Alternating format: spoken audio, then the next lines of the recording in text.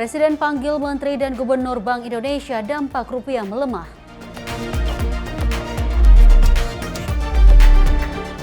Ekonomi Indonesia tetap tangguh, target pertumbuhan ekonomi 5,5%. BPS catat 1,9 juta lapangan kerja baru tercipta.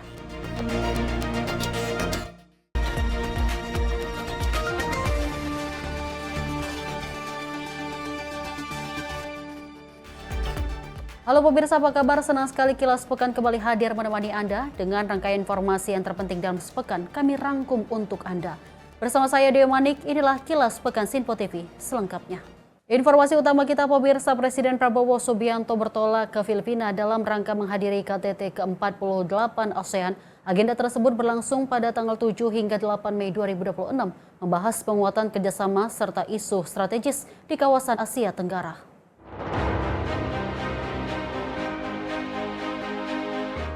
Dalam rangka menghadiri konferensi tingkat tinggi ke-48 ASEAN yang digelar pada tanggal 7 hingga 8 Mei 2026, Presiden Republik Indonesia Prabowo Subianto bertolak ke Cebu, Filipina pada Kamis 7 Mei 2026.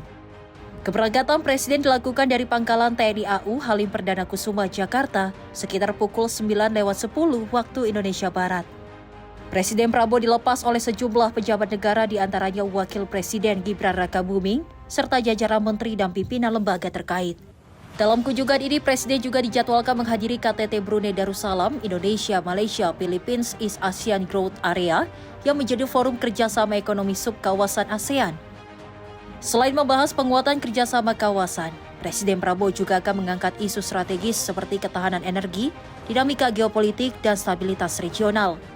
Pertemuan para pemimpin ASEAN diharapkan memperkuat soliditas dan kolaborasi antar negara di tengah tantangan global. Dalam penerbangan ke Filipina, Presiden Prabowo turut didampingi Menteri SDM Bahlil Lahadalia dan Sekretaris Kabinet Teddy Indrawijaya. Tim redaksi Simpo TV melaporkan.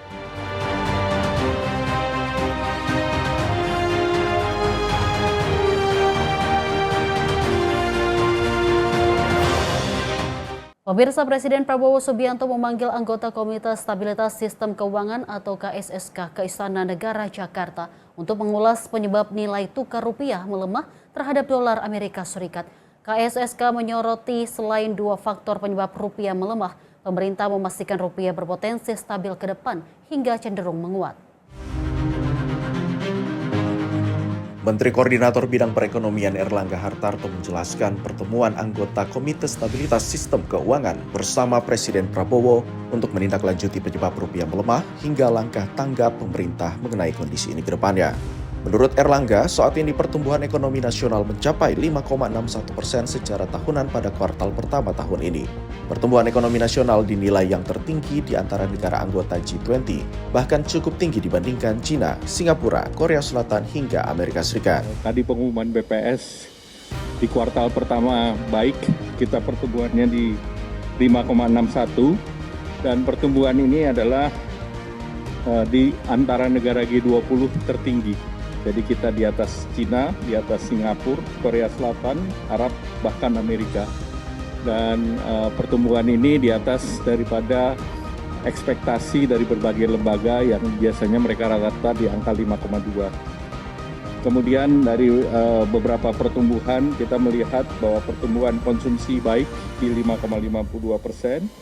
Kemudian juga konsumsi pemerintah juga naik 21,31%. Kemudian juga dari segi ekspor dan impor juga positif. Gubernur Bank Indonesia Peri Warjio mengungkapkan rupiah melemah didasari dua faktor utama, harga minyak yang melambung tinggi, serta faktor musiman seperti pembayaran kebutuhan nasional, yakni urusan haji, pembayaran utang, hingga repatriasi dividen. Faktor globalnya apa? Yang menyebabkan tekanan nilai tukar dalam jangka pendek ini adalah satu, harga minyak yang tinggi.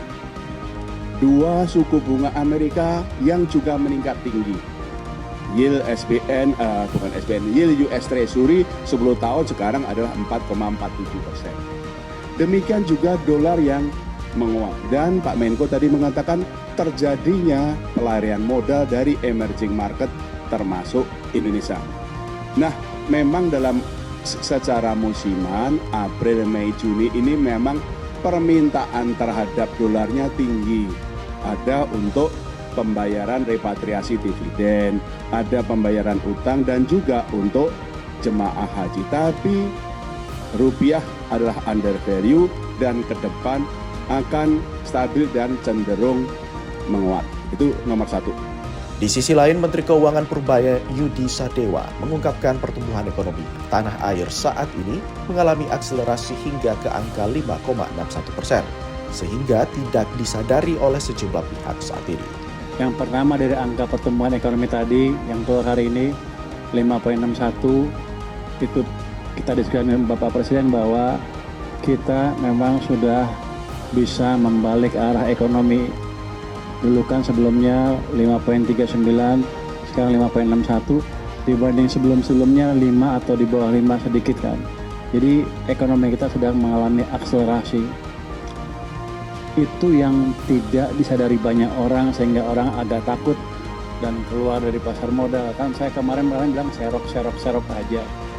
Kalau mereka ikut mesti nanti ke depan akan untung banyak. Tapi jelas ekonomi sedang menuju pertumbuhan yang lebih cepat dan akan kita jaga untuk triwulan kedua dengan berbagai kebijakan, koordinasi dengan Bank Sentral juga menjaga sistem kondisi likuiditas, dan juga kita akan memberikan stimulus tambahan ya Pak Menko ya.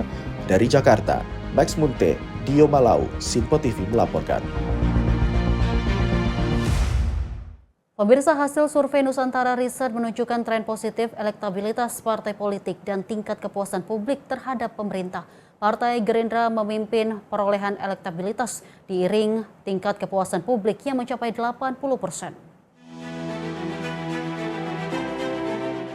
Dalam survei yang dilakukan pada 13 hingga 22 April 2026, Nusantara Riset mencatat Partai Gerindra menempati posisi teratas dengan elektabilitas sebesar 27,25%. Disusul Partai Golkar dan PDI Perjuangan dengan selisih tipis di bawah 1% menunjukkan persaingan ketat di posisi 3 besar. Sementara itu partai-partai menengah seperti Nasdem, PKB, Demokrat, PAN, dan PKS berada di kisaran 5 hingga 6% dengan persaingan yang masih terbilang kompetitif. Di sisi lain, partai non-parlemen masih berada di bawah ambang batas parlemen dengan elektabilitas relatif rendah. Survei ini juga menunjukkan tingkat kepuasan publik terhadap kinerja pemerintah Presiden Prabowo Subianto mencapai 80%. Dengan faktor utama berupa ketahanan energi, stabilitas harga, serta program-program pemerintah di bidang pangan dan sosial. Meski demikian, peningkatan kesejahteraan masyarakat masih menjadi pekerjaan rumah yang perlu ditingkatkan oleh pemerintah ke depan. Survei kita dilihat dari kinerja Presiden Wakil Presiden itu mungkin juga ada efek dari itu, efek dari kinerja pemerintahan baik sehingga berefek terhadap partai politik. Ada elektoral yang didapatkan atau reward yang didapatkan oleh partai politik, khususnya Gerindra, mendapatkan reward elektoral dari kinerja pemerintahan yang baik. Seperti itu sebenarnya. Selanjutnya, kalau seandainya di kinerja pemerintahan, tadi saya bilang bahwa di angka 80% dan yang tidak puasanya 7% sekian, terus yang tidak belum menentukan pilihan di angka 12%, saya kira itu juga tingkat kepuasan yang sangat tinggi. Tentu itu juga banyak alasan yang tadi kita lihat bahwa alasan yang pertama adalah soal ketahanan energi. Saya kira ini juga berefek dari kinerja pemerintahan yang baik. Tentunya mungkin ada juga kementerian-kementerian yang khusus di bidang energi, misalnya kementerian SDM. Saya kira itu yang menjadi faktor kinerja ketahanan energi baik karena mungkin bisa menstabilkan nilai tidak terkena walaupun efek global sangat tinggi. Subsidi pemerintah tetap dilakukan terhadap minyak. Saya kira itu juga menjadi titik yang dipandang oleh masyarakat. Pemerintah saat ini bisa tetap menstabilkan harga energi. Saya kira hasil survei ini menjadi gambaran awal kondisi politik nasional menjelang dinamika politik ke depan. Sekaligus menjadi catatan bagi pemerintah dan partai politik untuk terus meningkatkan kinerja dan juga kepercayaan publik. Dari Jakarta, Tim Liputan Simpo TV melaporkan.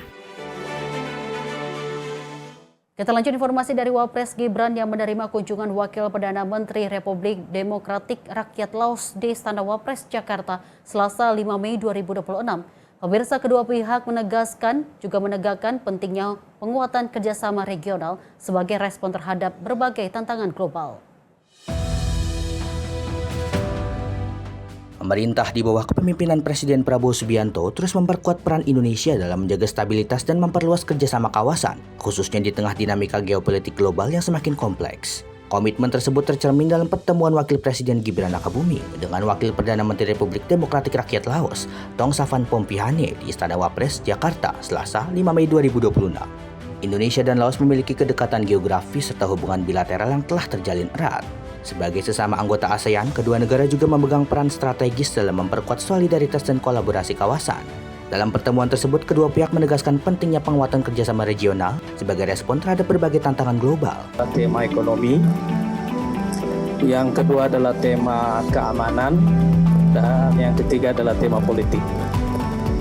Harus ada sesuatu yang lebih strategis yang bisa kita rayakan pada usia hubungan diplomatik kita yang sudah memasuki tahun ke-70 ini. Dan ini yang kita jabarkan dalam rangkaian kerjasama ekonomi. Secara bilateral, hubungan perdagangan kita dengan Laos sekarang sudah mencapai angka 83,8 juta dolar. Yang kedua, kerjasama keamanan, terutama dalam menghadapi jaringan kejahatan internasional, dan yang secara spesifik berhubungan dengan isu scam. Karena selain Kamboja, ada Laos yang juga banyak WNI yang terlibat di dalam kasus ini, sehingga pengembangan kerjasama ini dalam kerjasama intelijen dan keamanan ini sangat penting untuk kita tingkatkan. Salah satu fokus penguatan kerjasama diarahkan untuk mendukung agenda prioritas Presiden dalam mewujudkan kemandirian pangan nasional sebagai fondasi ketahanan strategis negara. Sejalan dengan itu, Wakil Kepala Badan Pengaturan BUMN, Aminuddin Ma'ruf, menyampaikan arahan Wakil Presiden terkait penjajakan peluang kerjasama di sektor pupuk sebagai bagian dari penguatan ekosistem pangan. Pertemuan ini turut dihadiri oleh Duta Besar Laos untuk Indonesia, Khamphong Phantasai, Direktur Jenderal ASEAN Kementerian Luar Negeri Laos, Seng Davan Phongsae, serta Direktur Jenderal Asia Pasifik dan Afrika Kementerian Luar Negeri Laos, Boun Tan Nongsak Chantala. Tim redaksi Sinpo TV melaporkan. Pemirsa, Kemenhub dan Barantin resmi menandatangani nota kesepahaman tentang sinergi pelaksanaan tugas dan fungsi di bidang kehutanan serta karantina hewan, ikan, dan tumbuhan. Melalui sinergi ini, pemerintah juga berharap dapat memperkuat sistem perlindungan sumber daya alam hayati Indonesia.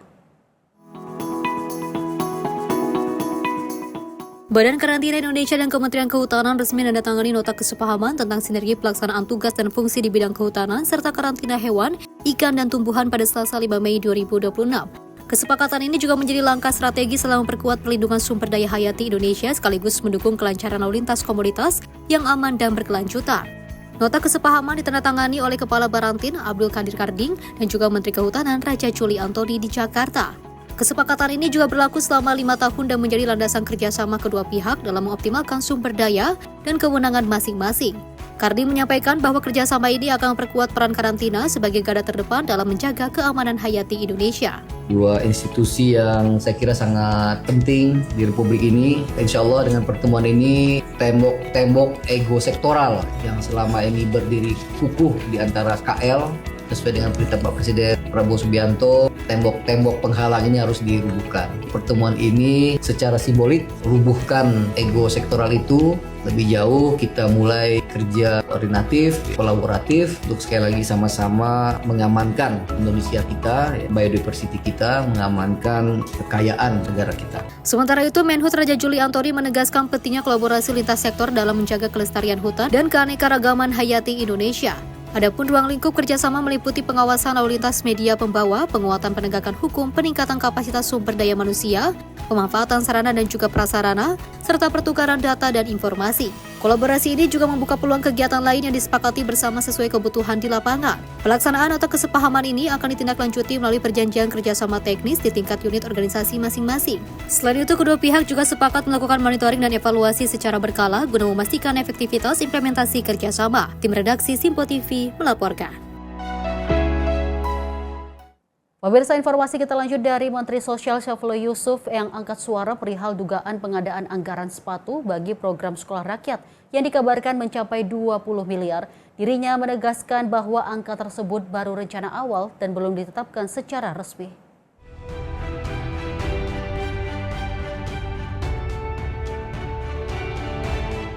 Menteri Sosial Saifullah Yusuf menegaskan bahwa penganggaran sepatu untuk sekolah rakyat yang dikabarkan mencapai 700.000 per pasang belum resmi.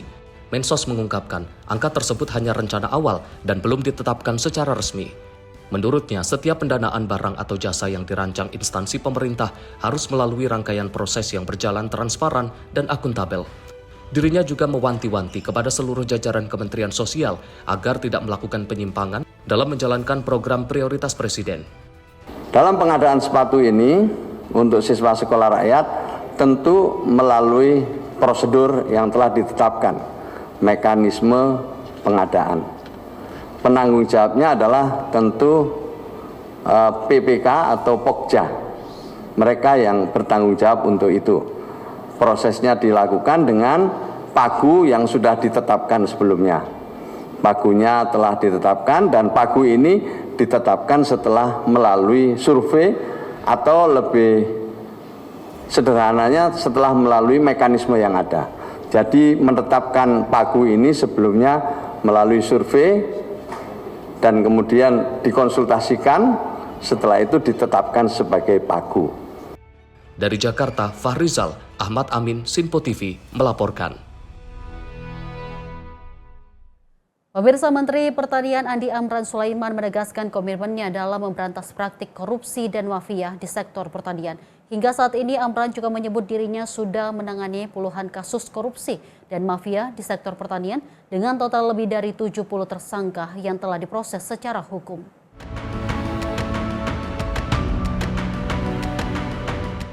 Dalam dialog yang diadakan oleh Menteri Pertanian Andi Amran, mahasiswa turut menyampaikan berbagai masukan, diantaranya terkait distribusi pupuk dan peredaran komoditas ilegal. Menindaklanjuti laporan itu, Menteri Andi Amran pun langsung mengambil langkah tegas, termasuk pencabutan izin pihak terkait dan proses hukum. Mentan menegaskan pihaknya tidak akan memberi ruang bagi praktik mafia di sektor pertanian demi menjaga kedaulatan dan stabilitas pangan nasional. Dengan adanya dialog ini diharapkan dapat menjadi sarana komunikasi dua arah antara pemerintah dan mahasiswa, terutama dalam mengawal pembangunan sektor pertanian. Tadi sudah dicabut, cuma 10 menit dicabut karena online. Dan itu diproses hukum. Nggak boleh. Terima kasih mahasiswa, inilah yang kita harapkan. Ada juga mahasiswa tadi bawang ilegal dari Sumatera Utara. Ada orangnya di belakang masih ada. Nah, itu ditangkap, titik, masukkan penjara. Kapan negeri ini bisa makmur, bisa menjadi negara superpower? Kalau kita melakukan satu kali pembiaran sama dengan beternak kejahatan di Republik ini. Setuju nggak mahasiswa di belakang? Setuju semua. Berantas itu mafia. Dari Jakarta, Sri Dewi Andayani, Mutia Anggiani, Sinpo TV melaporkan. Pemirsa, Menteri PKP naikkan kuota BSPS untuk warga tertib dan informasinya usai jeda berikut ini. Tetaplah bersama kami.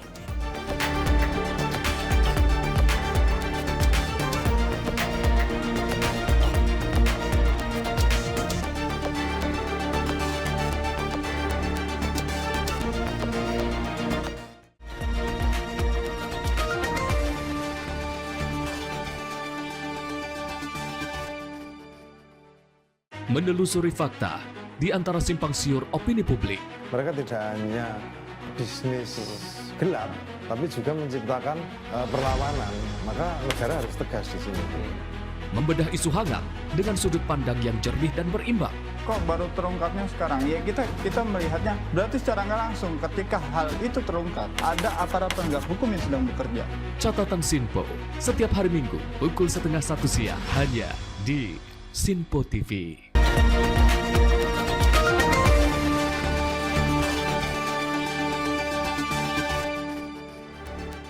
Pemirsa, Anda kembali menyaksikan Kilas Pekan dan informasi kita lanjutkan kembali. Pemirsa, Menteri PKP Maurar Sirait meninjau langsung kondisi rumah warga di Kelurahan Teritip, Balikpapan Timur pada 5 Mei 2026. Maurar juga menemukan masih banyak rumah warga dalam kondisi tidak layak huni. Menteri Perumahan dan Kawasan Pemukiman Marwarar Sirait meninjau langsung kondisi rumah warga di Kelurahan Teritip, Balikpapan Timur, Kalimantan Timur dalam kunjungan kerjanya pada Selasa 5 Mei 2026. Wilayah tersebut menjadi salah satu lokasi penerima program bantuan stimulan perumahan swadaya atau BSPS. Di kota Balikpapan sendiri terdapat 117 unit rumah yang masuk dalam program tersebut. Dalam peninjauan itu, Marwarar menemukan masih banyak rumah warga dalam kondisi tidak layak huni. Ia menyebutkan sebagian diantaranya bahkan belum pernah tersentuh program bantuan pemerintah sebelumnya. Marwarar juga menyoroti ironi Kalimantan Timur sebagai daerah kaya sumber daya alam, namun masih menyisakan persoalan hunian dasar bagi warganya. Dalam kesempatan itu, ia menjelaskan skala program BSPS secara nasional mencapai sekitar 40.000 unit pada tahun ini. Sementara untuk Kalimantan Timur, kuota ditingkatkan signifikan dari sekitar 600 unit pada tahun sebelumnya menjadi 3.000 unit.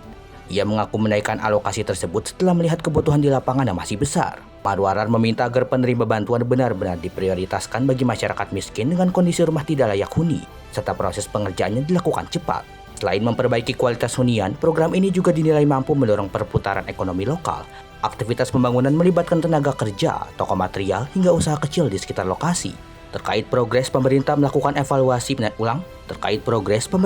melakukan evaluasi nasional pada 1 Juni dan berjanji merilis capaian secara terbuka setiap awal bulan dengan melibatkan Badan Pusat Statistik serta DPR. Tim redaksi Sinpo TV melaporkan. Pemirsa, Kementerian Pemuda dan Olahraga RI menggelar acara penguatan kompetensi aparatur sipil negara. Kegiatan tersebut bertujuan untuk mewujudkan transformasi tata kelola yang akuntabel serta sumber daya manusia yang unggul.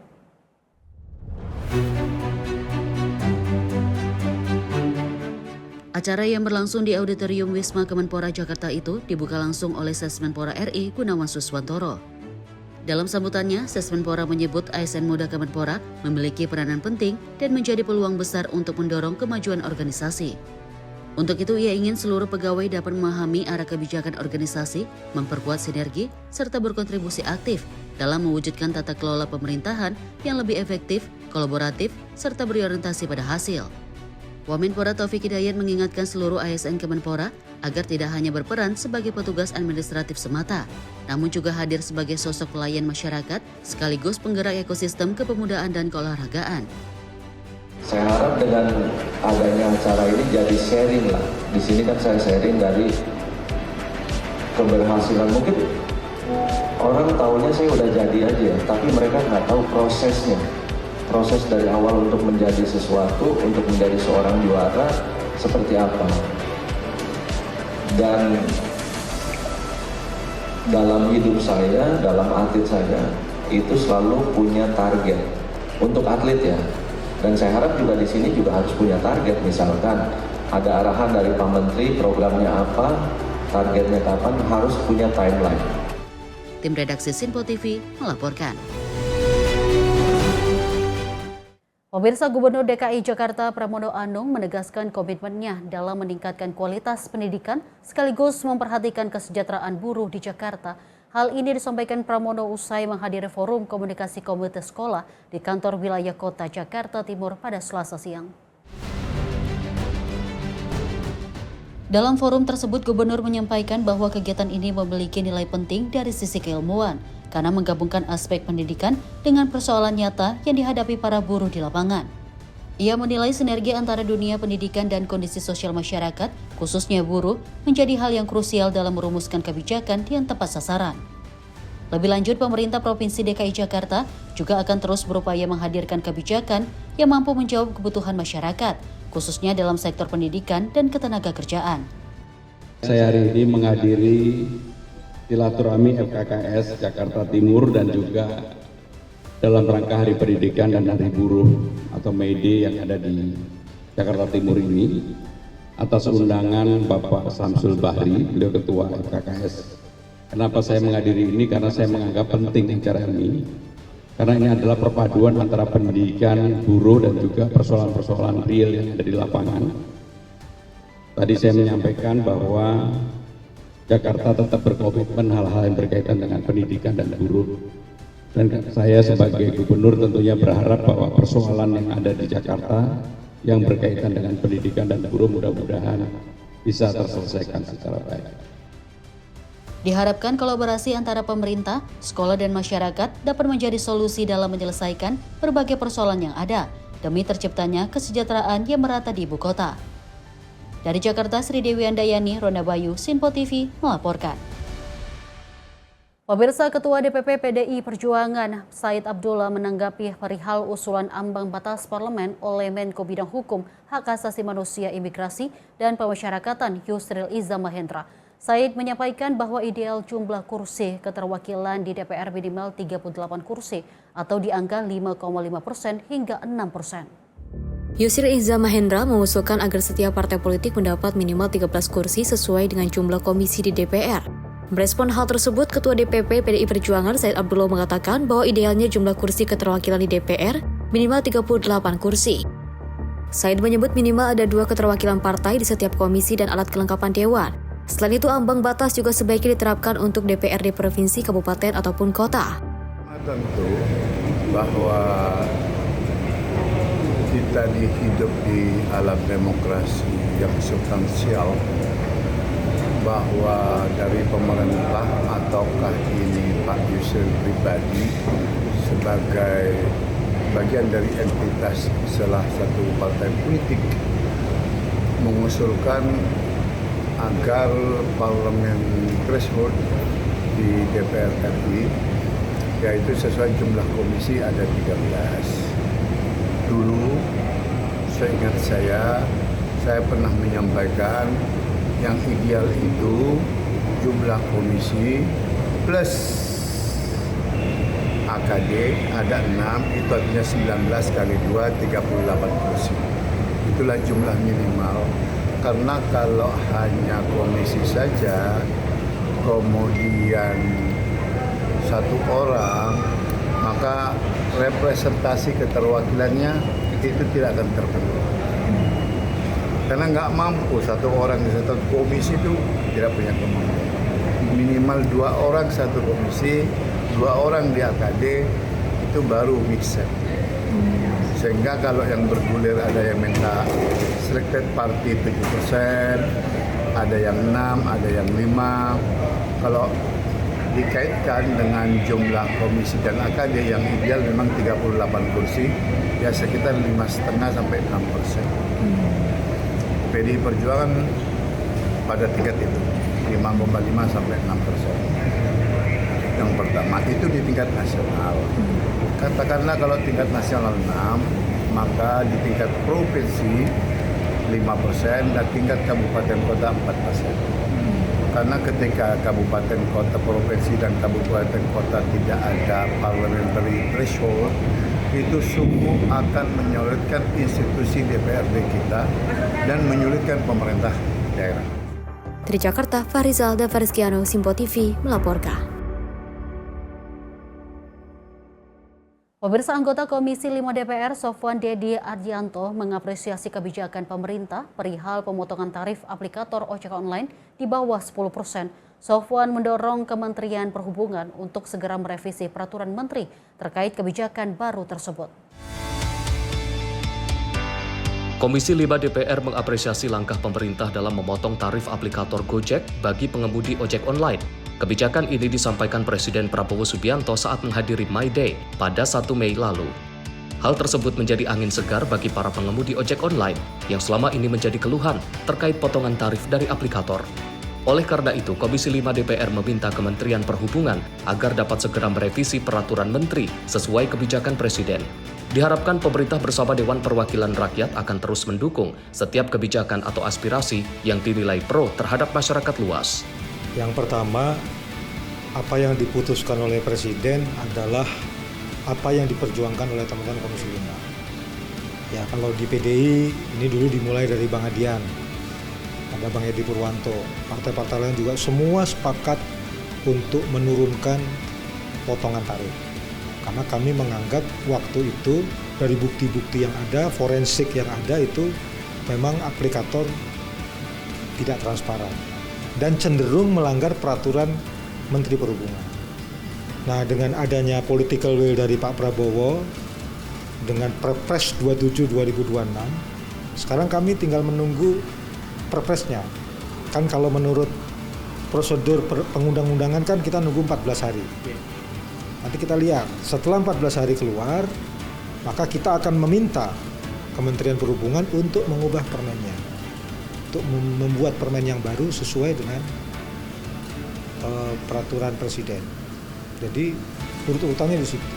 Harapannya ya, setiap aspirasi masyarakat yang kalau itu masuk akal, rasional, dan itu pro rakyat, meringankan beban masyarakat, ya pemerintah, DPR RI mendukung.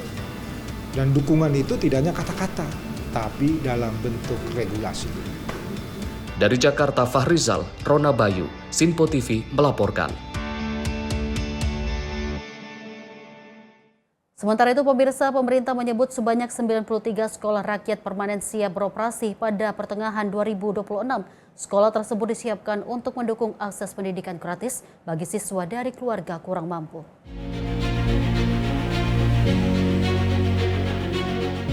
Dalam konferensi pers Badan Komunikasi Pemerintah, Rabu 6 April di Jakarta, Menteri Sosial Saifullah Yusuf menyampaikan bahwa sebanyak 93 sekolah rakyat permanen siap beroperasi pada Juni 2026 untuk menyambut tahun ajaran 2026-2027.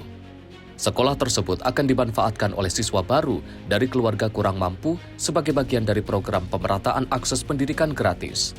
Menteri Sosial mengatakan sebanyak 69 sekolah ditargetkan rampung sepenuhnya pada 20 Juni mendatang, sementara 24 lainnya berstatus sekolah fungsional yang sudah dapat digunakan meski pembangunan belum selesai seluruhnya. Sekolah fungsional tersebut setidaknya telah memiliki fasilitas utama seperti asrama, ruang kelas, rumah ibadah, dapur, dan ruang makan, serta ruang guru. Ini adalah pembangunan yang sedang berlangsung di 93 titik dengan melibatkan lebih dari 70.000 pekerja. Jadi ini adalah tambahan sekolahan rintisan. Ada nanti menggunakan gedung Lembaga Administrasi Negara, Kementerian Sosial, Kementerian Perhubungan, dan juga ada yang dari BNN dan dari Kementerian Pertanian. Selain mempercepat pembangunan 93 sekolah rakyat permanen, pemerintah juga akan menambah 10 sekolah rakyat rintisan di Jawa Barat, DKI Jakarta, dan Banten sesuai arahan Presiden Prabowo Subianto. Hingga 2029, pemerintah menargetkan pembangunan 500 sekolah rakyat yang diharapkan mampu menampung hingga 500.000 siswa dari keluarga kurang mampu. Tim redaksi Sinpo TV melaporkan.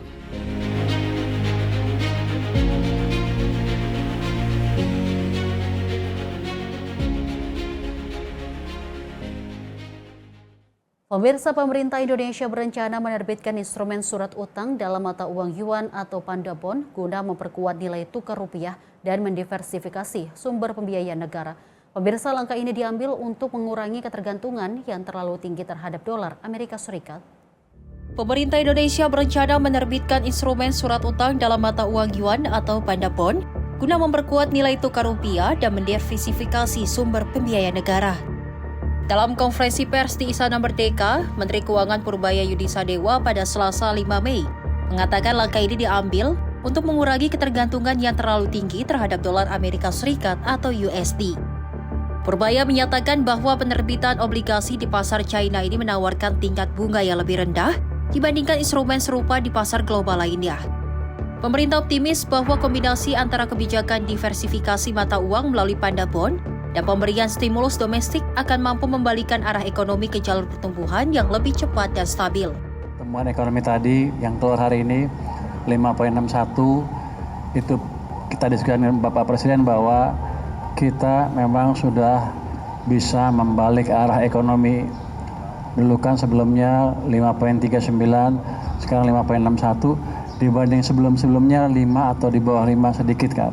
Jadi ekonomi kita sedang mengalami akselerasi. Itu yang tidak disadari banyak orang sehingga orang agak takut dan keluar dari pasar modal. Kan saya kemarin bilang serok aja. Kalau mereka ikut mesti nanti ke depan akan untung banyak. Tapi jelas ekonomi sedang menuju pertumbuhan yang lebih cepat dan akan kita jaga untuk ruang kedua dengan berbagai kebijakan. Koordinasi dengan Bank Sentral juga menjaga sistem kondisi likuiditas Dan juga kita akan memberikan stimulus tambahan ya Pak Menko ya ke perekonomian yang nggak lama lagi akan diumumkan. Ya mungkin 1 Juni akan mulai jalan. Yang kedua untuk memperkuat nilai tukar, kami juga akan menerbitkan bond dalam panda bond di Cina dengan bunga yang lebih rendah sehingga kita tidak tergantung terlalu banyak ke dolar lagi. Selain strategi nilai tukar, Menteri Keuangan menekankan bahwa fundamental ekonomi nasional saat ini sedang mengalami akselerasi. Tercatat pertumbuhan ekonomi berhasil mencapai angka 5,61%, meningkatkan signifikan dibanding periode sebelumnya yang berada di level 5,39%.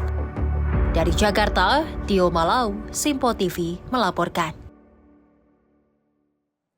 Presiden Prabowo Subianto memanggil anggota Komite Stabilitas Sistem Keuangan atau KSSK ke Istana Negara Jakarta dalam mengulas penyebab nilai tukar rupiah melemah terhadap dolar Amerika Serikat.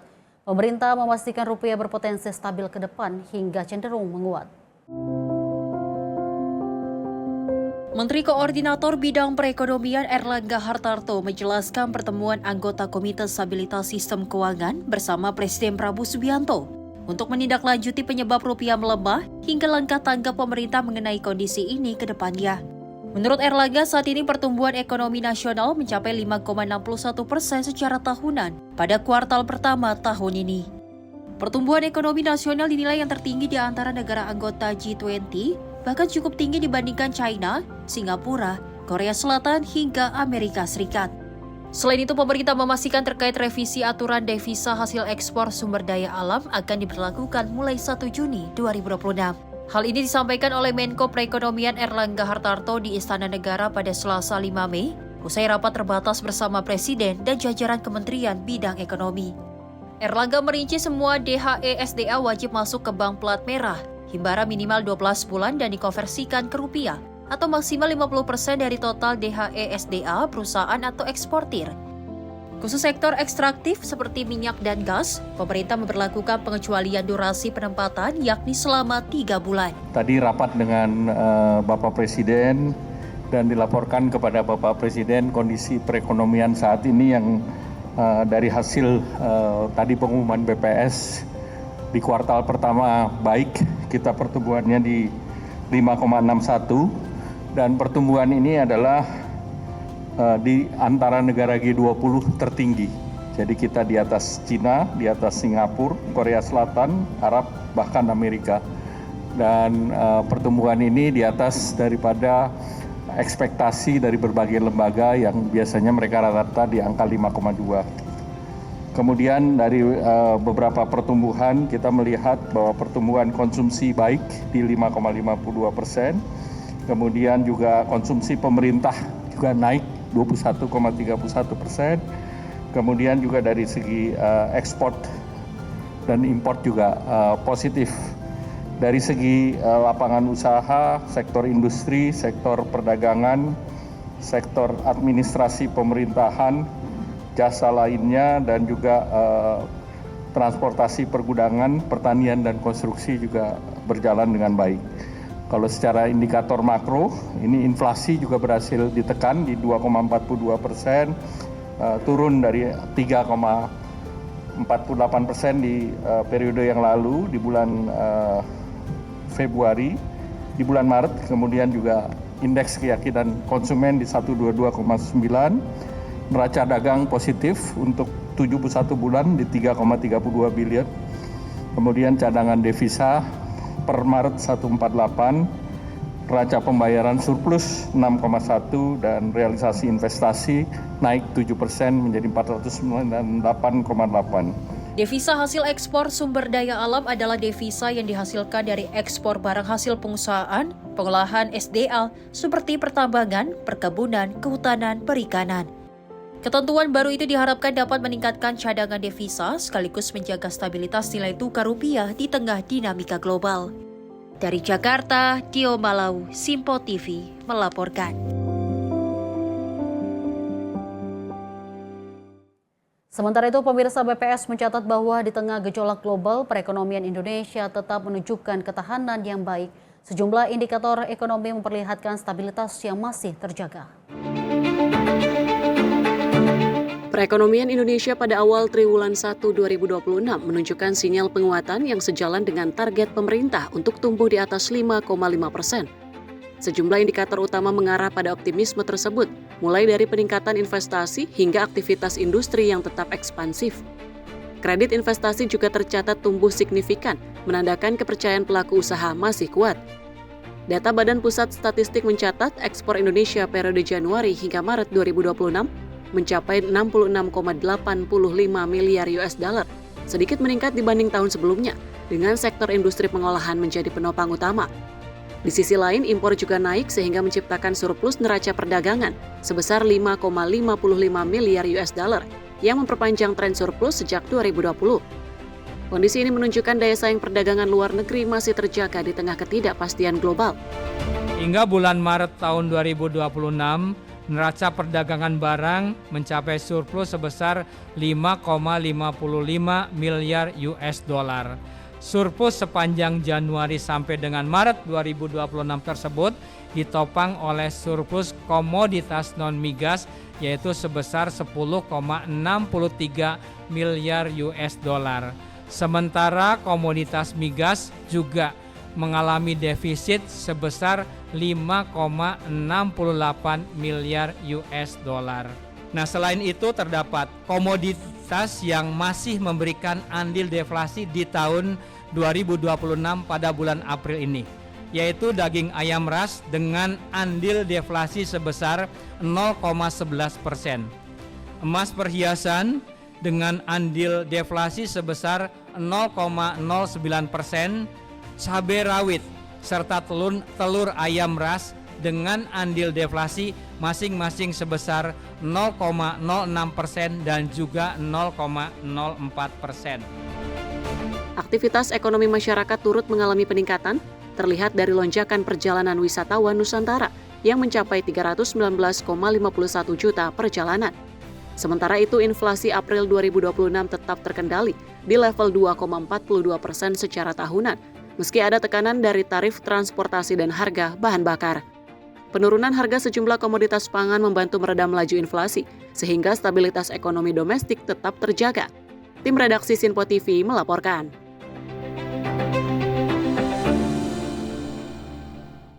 Pemirsa, bencana tanah longsor terjadi di KM 72 Tol Bocimi Parung Kuda, Sukabumi. Material tanah longsor menutup akses jalan menuju Jakarta. 1 unit alat berat dikerahkan untuk membuka jalan.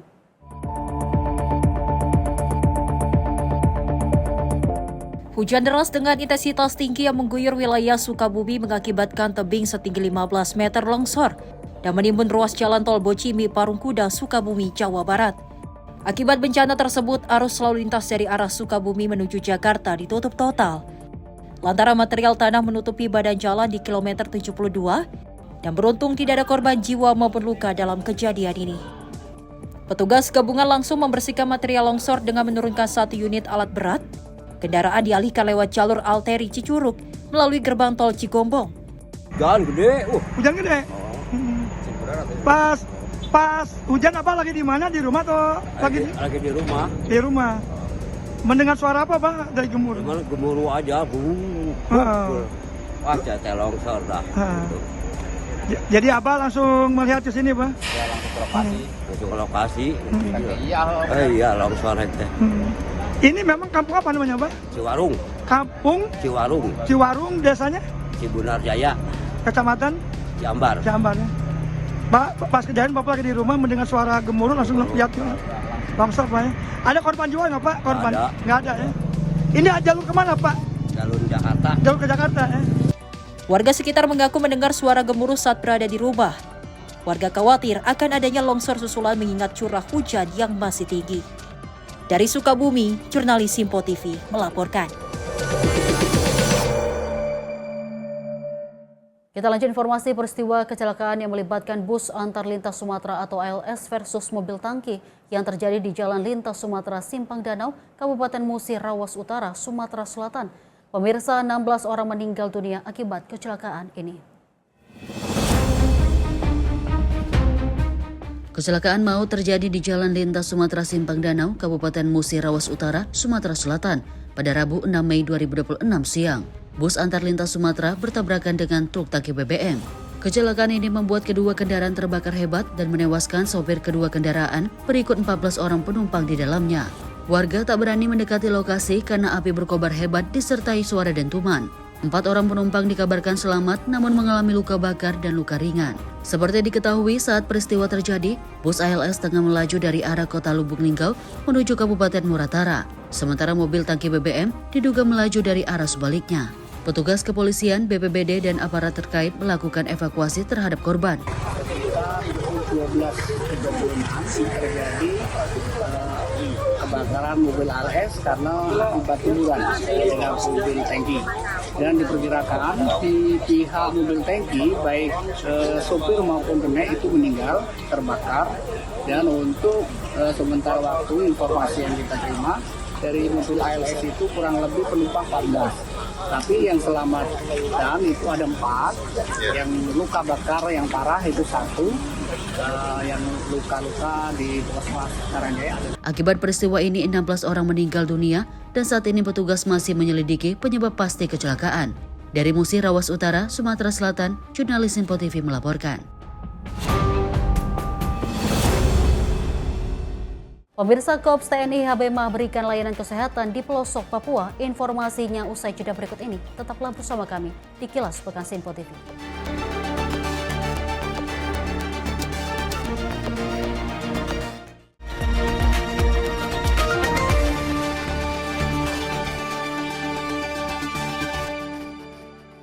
Apa saja peristiwa terhangatnya akan menemani Anda di waktu istirahat siang? Penting dengan Perdana Menteri Malaysia Anwar Ibrahim. Polisi menyita barang bukti satu dan beroperasi di Terminal 1B. Ia menyebut GBN bukan sekedar pameran. Beragam isu dan kejadian yang sedang menjadi sorotan kami sajikan secara aktual dan terpilih. Dan Wakil Ketua DPR RI Dasko Ke masyarakat Sebelumnya sebuah portal secara serentak.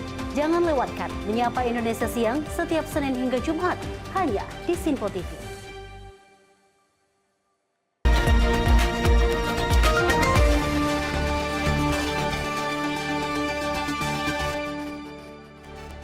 Pemirsa, Kilas Pekan kembali hadir menemani Anda dan masih bersama saya, Deo Manik. Informasi kita lanjutkan kembali. Pemirsa, TNI melalui Satgas Teritorial Korps HBMA menggelar layanan kesehatan bagi masyarakat di pelosok Papua. Kegiatan ini menjadi wujud kepedulian TNI di tengah keterbatasan akses fasilitas medis. Personil TNI dari Satgas Teritorial Korps TNI HBMA serentak memberikan pelayanan kesehatan di sejumlah wilayah pedalaman Papua. Layanan kesehatan dilaksanakan di beberapa titik diantaranya Wangbe, Oksibil, Dugume, Kuaribawa, dan Hitadipat. Dalam keterangannya, Komandan Satuan Tugas Teritorial Brigjen TNI Stevi Janje Nuhujanan menyampaikan kegiatan ini merupakan bagian dari komitmen TNI untuk membantu mengatasi kesulitan masyarakat di daerah penugasan. Pelayanan yang diberikan meliputi pemeriksaan kesehatan, konsultasi medis, tindakan preventif, serta edukasi hidup sehat bagi masyarakat. Tenaga kesehatan TNI yang tergabung dari berbagai satuan turun langsung ke kampung-kampung untuk menjangkau warga yang selama ini kesulitan mengakses layanan kesehatan. Kehadiran prajurit TNI disambut antusias oleh masyarakat yang memanfaatkan kesempatan tersebut untuk memeriksa kesehatan dan mendapatkan pengobatan.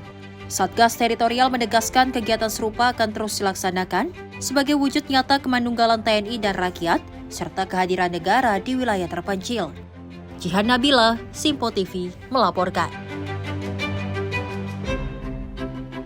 Pemirsa, Komisi Percepatan Reformasi Polri melaporkan hasil kerja mereka kepada Presiden Prabowo Subianto di Istana Kepresidenan Jakarta. Laporan yang disusun komisi tersebut mencapai 3.000 halaman. Komisi Percepatan Reformasi Polri melaporkan hasil kerja mereka kepada Presiden Prabowo Subianto di Istana Kepresidenan Jakarta Selasa siang. Yusril yang juga menjabat Menteri Koordinator Bidang Hukum, HAM, Imigrasi, dan Permasyarakatan mengatakan, selain laporan lengkap, komisi juga menyiapkan ringkasan 3 halaman agar mudah dipahami Presiden. Ia belum membeberkan poin-poin penting dalam laporan tersebut. Lebih lanjut, Yusril sepakat tidak mengumumkan isi kajian sebelum diserahkan langsung kepada Presiden.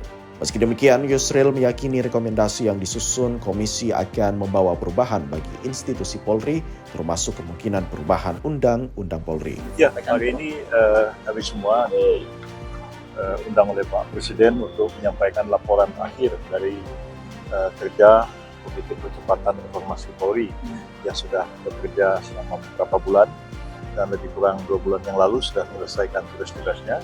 Ada laporan setebal 3.000 halaman, ada 300 halaman, ada yang cuma 3 halaman. Jadi bisa dibaca oleh Pak Presiden secara singkat sehingga dapat dipahami dengan baik oleh beliau usulan-usulan yang disampaikan oleh Komite Percepatan Reformasi Polri kepada Presiden. Dan selanjutnya tentu kami akan menunggu apa arahan dari Pak Presiden setelah beliau membaca laporan dan saran-saran dari Komite Percepatan Reformasi Polri.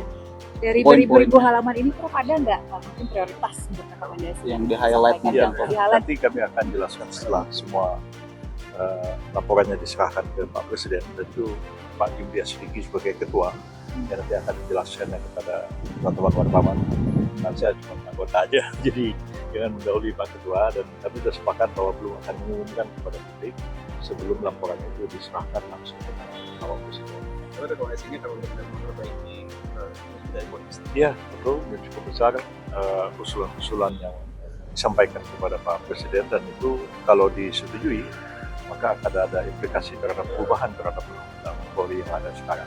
Dari total 10 anggota komisi, 2 anggota tidak hadir dalam pertemuan tersebut, yakni Menteri Dalam Negeri Tito Karnavian dan mantan Kapolri Badrodin Haiti. Dari Jakarta, Dio Malau, Sinpo TV melaporkan. Pemirsa, pemerintah terus mempercepat program cek kesehatan gratis bagi masyarakat, termasuk menyasar anak-anak usia sekolah di seluruh Indonesia. Hingga awal Mei 2026, lebih dari 100 juta penduduk telah mendapatkan layanan ini. Kepala Badan Komunikasi Presiden Muhammad Kodari menyampaikan program cek kesehatan gratis atau CKG terus menunjukkan capaian signifikan. Kodari menyatakan program ini menjadi bagian dari kebijakan hasil terbaik cepat Presiden Prabowo Subianto yang menghadirkan layanan kesehatan secara proaktif termasuk menyasar anak-anak usia sekolah. Hingga awal Mei 2026, lebih dari 100 juta penduduk Indonesia telah mendapatkan layanan CKG yang dilaksanakan di lebih dari 10.000 puskesmas di 514 kabupaten dan kota. Lebih lanjut, Kodari juga mengungkapkan bahwa Kementerian Kesehatan telah melakukan screening terhadap 4,8 juta anak sekolah di 48.000 sekolah di seluruh Indonesia. Melalui sekolah, negara hadir jemput bola. Memastikan seluruh anak tanpa terkecuali mendapat layanan dasar yang sama. Melalui CKG, pemerintah memperoleh data kesehatan siswa secara lebih sistematis dan data ini menjadi dasar untuk merancang intervensi yang lebih tepat baik di sektor pendidikan maupun di kesehatan. Progres dan capaian terkini. Rekan-rekan media, sejak diluncurkan CKG telah menunjukkan kinerja yang masif. Sepanjang tahun 2025, CKG telah melayani lebih dari 70 juta peserta. Memasuki tahun 2026 sampai dengan awal Mei 2026, jumlah tersebut telah bertambah lebih dari 30 juta jiwa. Total sudah 100 juta penduduk Indonesia mendapatkan CKG. Dan ini berjalan di lebih 10.000 puskesmas di 514 kabupaten kota di seluruh Indonesia. Perjalanan kita masih panjang karena penduduk Indonesia sekarang hampir 90 juta ya, 290 juta. Baru sepertiga, 289. Khusus untuk anak usia sekolah, berdasarkan data periode 1 Januari 2026 hingga 3 Mei kemarin, Kementerian Kesehatan telah melakukan screening terhadap 4,8 juta anak di 48.000 sekolah di seluruh Indonesia. Dari Jakarta, Janabila, Azul Hakim, Simpo TV melaporkan. Pemirsa, Menteri SDM Bahlil Lahadalia menilai ketahanan energi Indonesia menunjukkan perkembangan positif di tengah dinamika global. Penilaian JP Morgan ini menempatkan Indonesia di posisi kedua dari 52 negara dengan ketahanan energi terbaik di dunia. Menteri SDM menyampaikan di tengah dinamika geopolitik global yang mempengaruhi sektor energi dunia, Indonesia mencatat capaian penting dalam ketahanan energi nasional. Lembaga keuangan JP Morgan menempatkan Indonesia di posisi kedua dari 52 negara sebagai negara dengan ketahanan energi terbaik di dunia yang dinilai sebagai hasil dari penguatan tata kelola sektor energi. Menteri SDM Bahlil mengakui bahwa kondisi energi Indonesia masih menghadapi tantangan besar, termasuk perubahan status dari negara eksportir menjadi importir minyak. dengan ketergantungan produksi dalam negeri yang belum mencukupi kebutuhan nasional. Namun sejumlah langkah strategis seperti optimalisasi sumur tua, percepatan proyek migas, serta pengembangan energi terbarukan mulai menunjukkan hasil positif. Bagaimana peta energi kita, nasional kita, sekalipun dalam kondisi ekonomi, dalam kondisi geopolitik yang seperti sekarang, JP Morgan mengeluarkan data dia yang dikutip oleh beberapa media bahwa dari 52 negara yang disurvei, Indonesia menempatkan urutan kedua setelah Afrika Selatan sebagai negara ketahanan energi terbaik. Dalam kondisi seperti ini, kita harus putar otak. Bagaimana caranya agar terjadi kemandirian energi? Saya menyurati itu impact. Saya katakan untuk mereka, kalau you nggak jalan 6 bulan, saya cabut. Nggak ada urusan. Kenapa? Karena pemahaman kita terhadap pasal 33 Undang-Undang 45, kekayaan negara itu, kekayaan yang ada di darat, laut, dan seluruh bumi Indonesia ini milik negara. Bukan milik pengusaha. Pengusaha itu yang diberikan konsesi untuk mengelola. Jadi kalau dia diberikan konsesi mengelola, dia tidak mau melakukan, ya yang punya ambil dong. Kasih kepada siapa yang bisa mengelola dengan baik. Dan pengusaha itu nggak boleh ngatur pemerintah. Yang mengatur pengusaha adalah pemerintah, tapi pemerintah nggak boleh zolim sama pengusaha. Karena kita membutuhkan pengusaha, negara membutuhkan pengusaha karena pengusaha yang membayar pajak, mencipta lapangan pekerjaan, dan pengusaha juga membutuhkan pemerintah. Karena yang punya negara ini rakyat, dan representasi rakyat itu adalah pemerintah. Kira-kira begitu. Kita buat investasinya kurang lebih sekitar 21 miliar US dollar di Maluku, di Provinsi Maluku. Dan alhamdulillah sekarang sudah memasuki proses tender untuk EPC-nya. Itulah kenapa alasan JP Morgan memberikan kita nomor 2 dari semua dunia. Sejumlah terobosan juga terus didorong, mulai dari peningkatan produksi minyak yang melampaui target APBN pada 2025, pengembangan biodiesel, hingga rencana substitusi impor BBM dan LPG, sebagai bagian dari upaya memperkuat kemandirian dan ketahanan energi nasional di masa depan. Tim redaksi Sinpo TV melaporkan. Pemirsa, BPS mencatat 1,9 juta lapangan kerja baru tercipta sepanjang Februari 2025 hingga Februari 2026. Kondisi ini turut menurunkan jumlah pengangguran pada periode tersebut.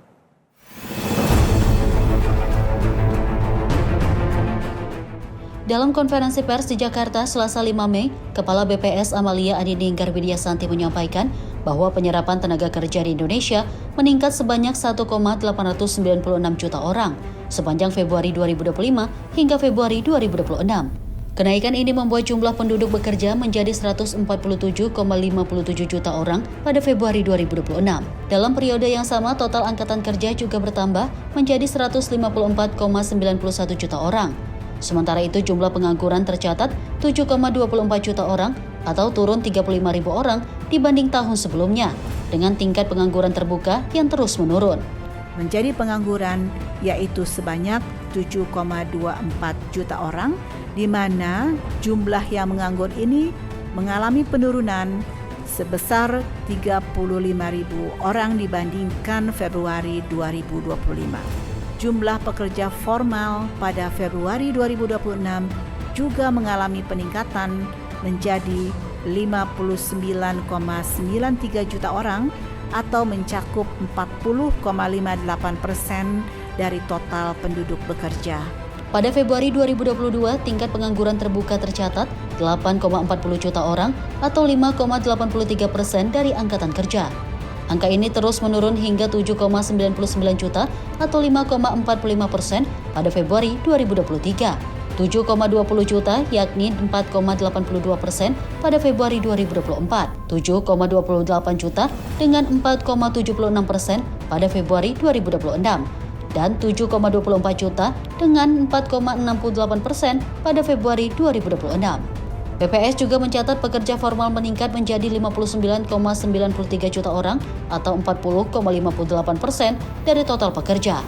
sektor pertanian menjadi penyerap tenaga kerja terbesar, diikuti perdagangan dan industri pengolahan. Tim redaksi Sinpo TV melaporkan. Kita lanjut masih dalam informasi BPS, pemirsa, yang menyatakan program MBG dan Kopdes Merah Putih berperan penting dalam mendorong pertumbuhan ekonomi kuartal 1 2026.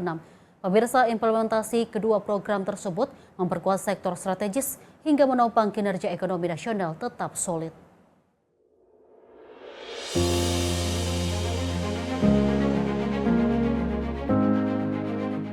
Badan Pusat Statistik melaporkan bahwa pelaksanaan program makan bergizi gratis dan koperasi desa Kelurahan Merah Putih turut mendorong pertumbuhan ekonomi Indonesia pada kuartal 1 2026 yang mencapai 5,61% secara tahunan. Dampaknya terlihat pada peningkatan kinerja sektor konstruksi dan pertanian sebagai penopang utama dari sisi lapangan usaha. Kepala BPS Amalia Adininggar Widya Santi menyampaikan bahwa sektor konstruksi tumbuh 5,49% year on year, didorong oleh masifnya pembangunan KDKMP dan Satuan Pelayanan Pemenuhan Gizi. Hingga 5 Mei 2026 tercatat 27.427 SPPG telah beroperasi, melonjak signifikan dari 900 unit pada Maret 2025. Selain itu, pemerintah tengah mempercepat pembangunan 30.000 KDKMP yang ditargetkan mulai beroperasi pada pertengahan tahun ini. Konstruksi tumbuh menguat 5,49% sejalan dengan meningkatnya aktivitas pembangunan infrastruktur fisik yang didorong oleh meningkatnya realisasi anggaran belanja modal pemerintah untuk sektor konstruksi, meningkatnya aktivitas konstruksi oleh swasta, salah satunya karena bertambahnya jumlah Satuan Pelayanan Pemenuhan Gizi atau SPPG dan juga Koperasi Desa Merah Putih.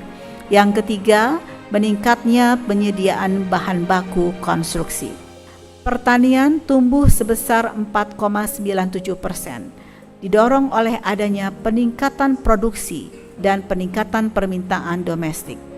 Tanaman pangan tumbuh 7,58% seiring dengan panen raya yang jatuh pada triwulan 1 2026. Peternakan juga tumbuh 11,84% seiring dengan meningkatnya permintaan daging ayam ras dan telur yang salah satunya untuk memenuhi permintaan selama momen Ramadan, Idul Fitri dan juga program makan bergizi gratis.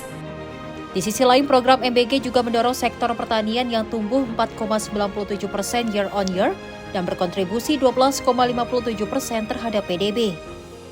Peningkatan ini dipicu oleh naiknya produksi serta permintaan domestik, termasuk lonjakan kebutuhan daging ayam dan telur selama Ramadan, Idul Fitri, serta untuk mendukung program MBG.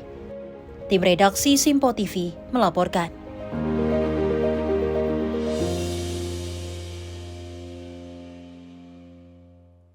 Pemirsa, hari terakhir kedatangan jemaah haji di Madinah ditutup dengan rombongan kloter BTH 14. Sebanyak 440 jemaah gabungan asal Kalimantan Barat tiba dalam kondisi sehat dan disambut petugas dengan pelayanan ramah serta sigap.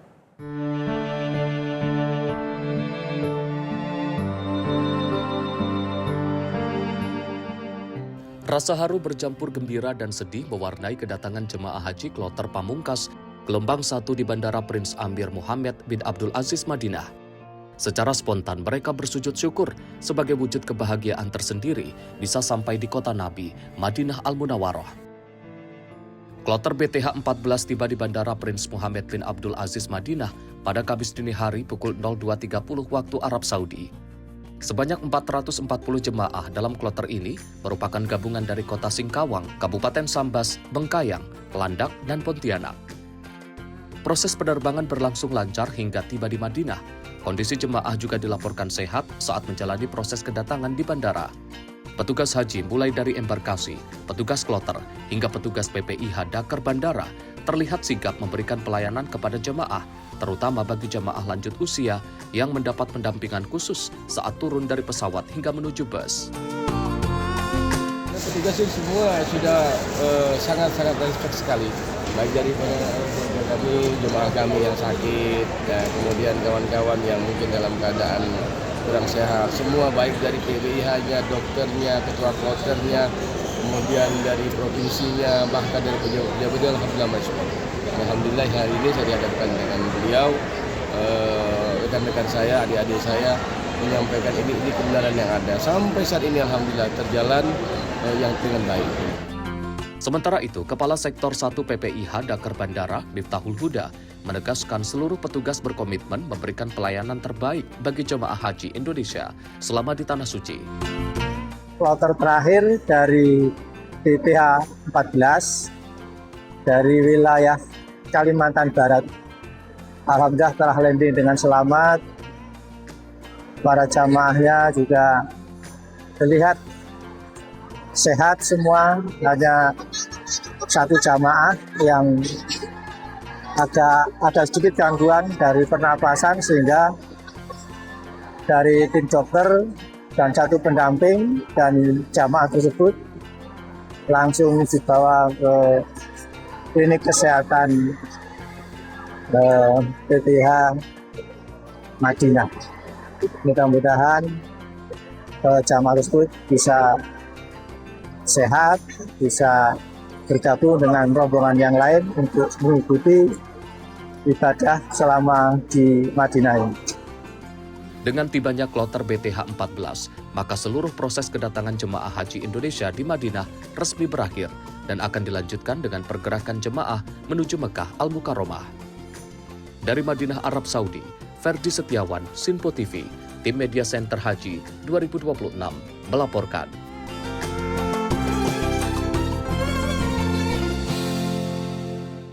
Pemirsa, petugas penyelenggara ibadah haji Arab Saudi mengimbau jemaah haji Indonesia yang masuk dalam gelombang kedua untuk mengenakan kain ihram sejak dari embarkasi di tanah air. Jelang berakhirnya masa kedatangan jemaah haji gelombang pertama di Bandara Internasional Madinah atau memasuki tahapan gelombang kedua jemaah haji di Bandara King Abdul Aziz Jeddah, Panitia Haji Arab Saudi telah mempersiapkan penyambutan dan pelayanan terhadap jemaah haji Indonesia. Kepala PPIH Daerah Kerja Bandara Abdul Basir menyebut jemaah gelombang kedua ini berbeda dengan gelombang pertama yang mendarat di Madinah, yakni jemaah yang turun di Jeddah harus sudah dalam kondisi siap untuk melaksanakan umroh wajib setibanya di Tanah Suci. Saat ini kita sedang mempersiapkan kedatangan jamaah haji gelombang 2 di Jeddah. Ada beberapa hal yang nanti perlu diperhatikan oleh jamaah haji kita. Yang pertama, jamaah haji kita ketika nanti tiba di Bandara Jeddah harus sudah berekrom sejak dari embarkasi. Ini untuk memangkas waktu layanan di bandara dan tuntutan dari Arab Saudi supaya jamaah kita lebih cepat selesai layanannya di Jeddah. Petugas Haji Layanan Tugas DSN Fungsi Pembimbing Ibadah Dakar Bandara Anistia mengatakan pesawat yang terbang dari Indonesia menuju Jeddah akan melewati titik mikot di Yalamlam dengan kecepatan tinggi. Anis menegaskan meski sudah memakai pakaian ihram sejak di Indonesia, satu jemaah belum memulai larangan ihram karena mereka belum melafazkan niat. Niat sendiri akan dilakukan saat di Bandara Jeddah. Jadi dengan demikian mandi ihram sudah bisa dilakukan sejak di embarkasi. Kemudian pakaian ihramnya, 2 helai pakaian ihram itu sudah dikenakan sehingga ketika terbang itu sudah dipastikan semua sudah dalam kondisi berbaju ihram.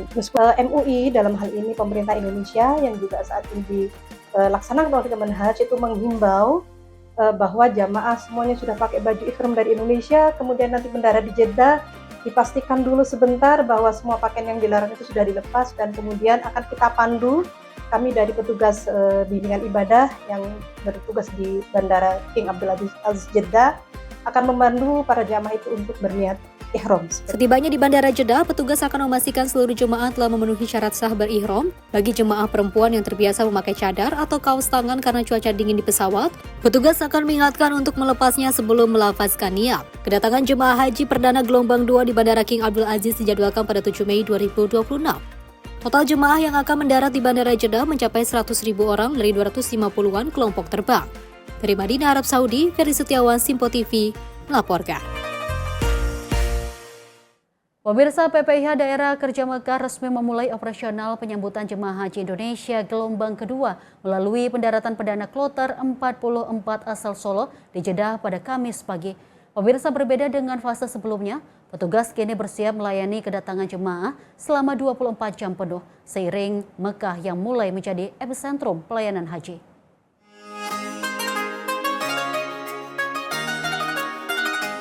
Setelah gelombang 1 kedatangan jemaah haji di Madinah tuntas, kini petugas haji langsung bergegas menangani kedatangan jemaah haji perdana gelombang 2 di Bandara King Abdul Aziz Jeddah. Seluruh instrumen pelayanan mulai dari akomodasi hingga manajemen barang bawaan jemaah dipastikan siaga. Mengingat arus kedatangan dari Bandara Jeddah akan berlangsung dinamis tanpa jeda tetap. Pada hari pertama Kamis pagi, total sebanyak 15 kloter akan diterima petugas di berbagai sektor pemondokan. Mulai kedatangan para jemaah dari gelombang kedua ini, relatif di Dakar Mekah ini nanti tidak ada istilah waktu jeda ya. Nah, kalau selama penerimaan kedatangan gelombang pertama, kita bisa mengestimasi waktu ya. Insya Allah kedatangan di gelombang pertama biasanya di jam 13 siang sampai jam 11 malam atau bahkan sampai jam 12 malam gitu. Ya, seperti itu ketika menerima gelombang pertama. Tapi nanti ketika gelombang kedua sudah mulai datang ke Makkah, itu tidak ada jadwal yang tetap. Artinya bisa datang pagi hari, kemudian siang, sore, malam. Jadi nanti para petugas PP Arab Saudi di sektor itu akan full 24 jam menerima kedatangan para jemaah. Seiring berkumpulnya jemaah dari 2 gelombang pendaratan, titik kepadatan di sektor pemondokan hingga area tawaf diprediksi akan meningkat tajam. Personel tambahan dari Dakar Madinah dan bandara kini mulai diperbantukan atau BKO untuk memperkuat pengawasan di sekitar Ka'bah. Prioritas kesehatan tetap menjadi fokus utama. Jemaah diwajibkan beristirahat cukup di hotel sebelum melaksanakan umroh wajib demi menjaga kebugaran fisik menjelang puncak haji. Dari Mekah, Arab Saudi, Ferdi Setiawan, Sinpo TV, Media Center Haji 2026 melaporkan.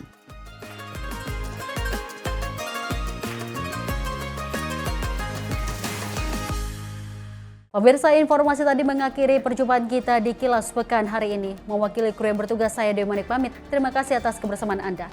Sampai jumpa.